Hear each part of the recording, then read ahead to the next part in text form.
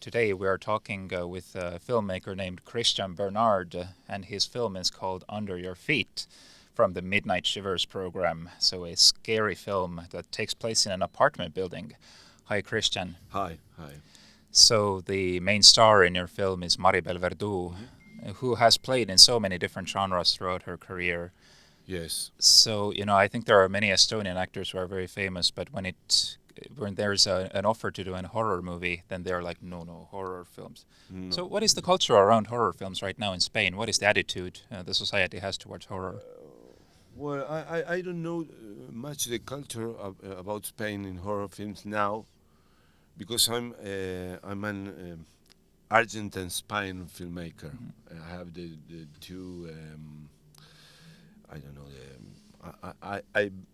My mother is Spanish. I have the citizenship of Spanish. But first, I tried to make this film in Argentina, and I'm trying to make these films during 12 years. And during 12 years, these 12 years, the films goes between one producer to another, and from one other to another country. And in the last 7 years, we decided that the best way to film is to shoot in Spain and to do a Spanish film. Spain have a great tradition in horror movies, more tradition than Argentina. And specifically, I love two films, two horror films, two Spain horror films or movies that are Who Can Kill a Child, and An old cult classic. yes, from the 70s, of Chicho Ibáñez Serrador. And another film of the same director is The Residency. Two classic films. No? Who Can Kill a Child is not so classic, but it's a great movie. It's like the hidden videotape movie that I think. Yes, and I have in Blu-ray and Blu-ray 4K, and it's a cult movie. So, but Spain have a lot of tradition in directors like Bayona, I don't know, Guillermo del Toro have Spain movies, no?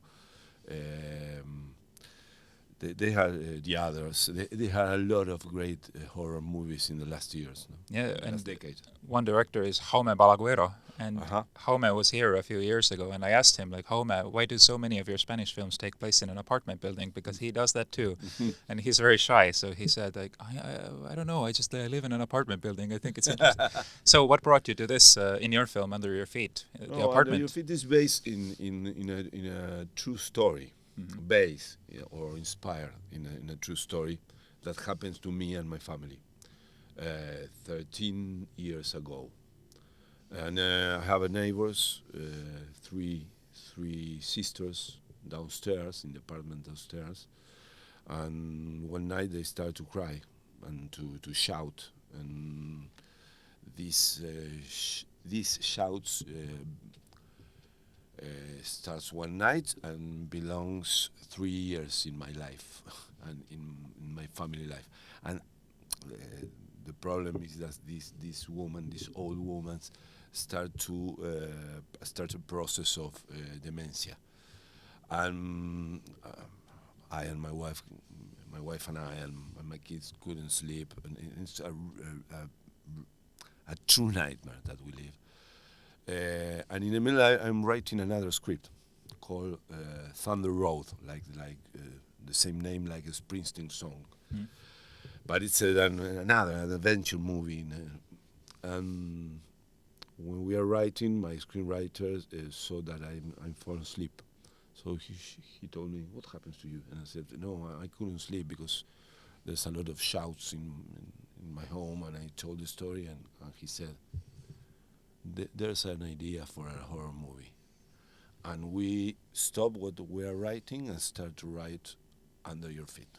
And this is the genesis of the story. Yeah, in your film, Maribel Verdú's character moves into a Bilbao apartment building with their Yes. 2 children. And I mean, it's a beautiful, beautiful building. So Yes. why Bilbao? Why this building in specific? What were you looking for? Well, first, I think that this movie could happens in any big town in the world. Here, it could happen uh, here in Oh, town. I've had very weird neighbors as well. Yes, and it could happen in London. It could happen in New York. It could happen. It's a cosmopolitan horror movie.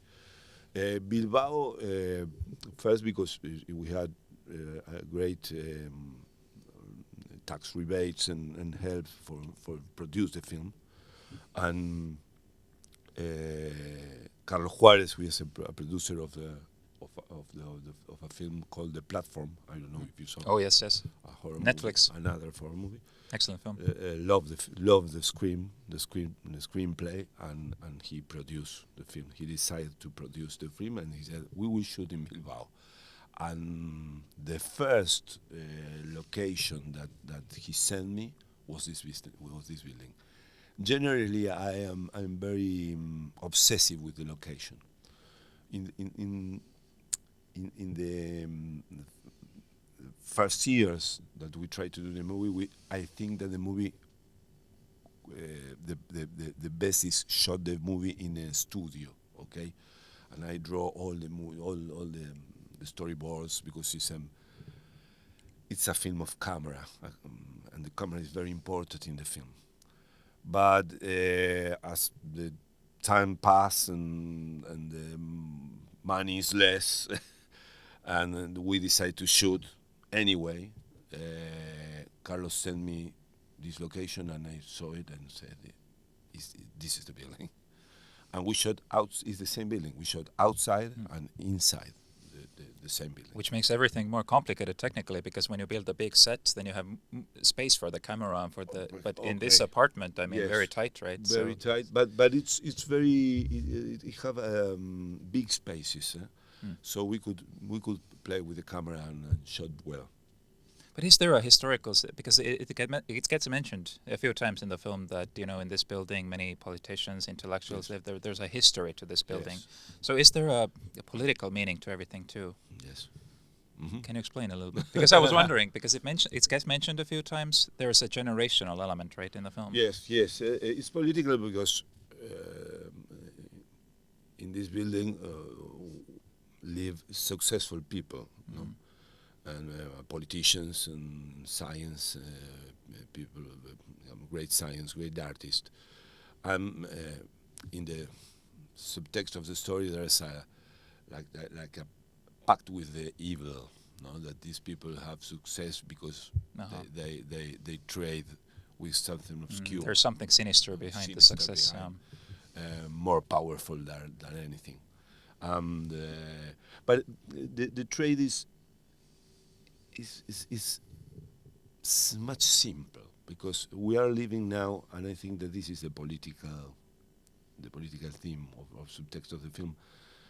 We are living in a time that people can have a place, can have an apartment, can buy a home. So the devils acts here in the film like, give me your child and you will have a property. You have a property. You will have your own property. And I think that this is a big team and an interesting team and a modern team.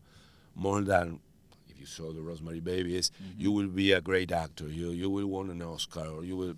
No, here is more basic, more simple. You will have a roof for your family. And we see a lot of the story through the eyes of the children characters in the film, Yes. which alludes to Hansel and Gretel, but there's also Beowulf and the Shelf I Noticed for the children. What brings you to mythology and fairy tales? First of all, because I want to tell a sinister fairy tale. And if you read Hansel and Gretel, the real Hansel and Gretel, no, all the stories of Brother Grimm's, they are terrible. They are cruel. They have bad endings. No, so I think that this could be a modern fairy tale. No, a modern Hansel and Gretel. And I noticed that Maribel Verdú, very locked into her character, is very locked into her own world and her work. Yes. Oftentimes doesn't notice the potential danger of the apartment. I mean, she knows, but she often, I think she is so fascinated with the potential of this building and this new life. So what was the instinct behind creating a character who is, I would say, in many ways kind of ignorant to the danger, to the evil that she knows? First of all, the character of Maribel is based in my mother. There's a very. This is my most personal movie that I made, because many people think, well, okay, it's a horror story and a horror movie, and there's not an author in this. And the story have a lot of things that happened in my childhood with my mother. So my mother is at the same age of Maribel, and I have 12 years. My father abandoned my mother. My father was a pilot, an airline pilot, like in the story. And a woman who was abandoned and have to start a new life is very vulnerable in his mind. And in the case of my mother has started to consume alcohol and have a depression, and this state is the best for the evil to act, no? And if you take out the possibility of sleep well, it's the best candidate for this thing, no? For this trait. There's a modern element where her character doesn't even have to leave her home to do work. Yes. Okay. So this is very, I think, very contemporary, where you can just go on Zoom and do your work at home. And it's more claustrophobic, because in the first scripts, in the first versions of the script, she have another, I don't know the term in English, but she have a private place in another apartment to like office. Like an office to attend her patients, But my wife is a psychiatrist, and with the pandemic, all this changed. And I think that it's better for the movie because it's more claustrophobic, and he works with people with mind problems in his apartment. So there's a toxic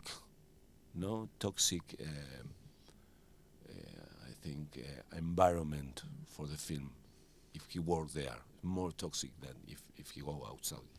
And in the moments where she leaves her apartment, there's more fantastical elements are introduced, including a scene that looks very much like The Shining. It's probably intentional, right? Very And intentional. also I was reminded of Suspiria. Yes. So what were the biggest influences that you wanted to... in this movie? Yeah. When I do a movie, I have a big cocktail, and I put all the movies that I love and I saw. I'm a big thief of movies. I love Kubrick. He's one of the great masters, I think. And but there's another influence. Polanski is I think that is the more... Also The Tenant, right? The Tenant and Rosemary Baby and all the movies. If you saw Polanski films, I hear the master of shoot in apartments. Yep, Repulsion too. Yeah. In close environments. And there's a movie that is not too known for the people who calls Inner Circle with Mia Farrow. It's a film of the 70s of a lonely woman who lives in an old house, and she saw the appearance of a ghost, of a girl ghost, and it's a terrifying film and very unknown film, Inner Circle. And this is a very, very a big influence for this movie. But of course, The Shining. But in the first versions of the film, this scene happens in a restaurant. He met with Ira in a restaurant outside. But when we work the script and try to do more claustrophobic, we think the better is that this scene transcurs in the same building, in the top of the building. That's a very oniric scene, because you don't know if this is happened real or this is happening in her mind, no? In her head. Just like in The Shining, where we're not really sure. Yes. But your film is so much about a woman's experience. You also worked with another writer named Ana Vilar. Mm-hmm.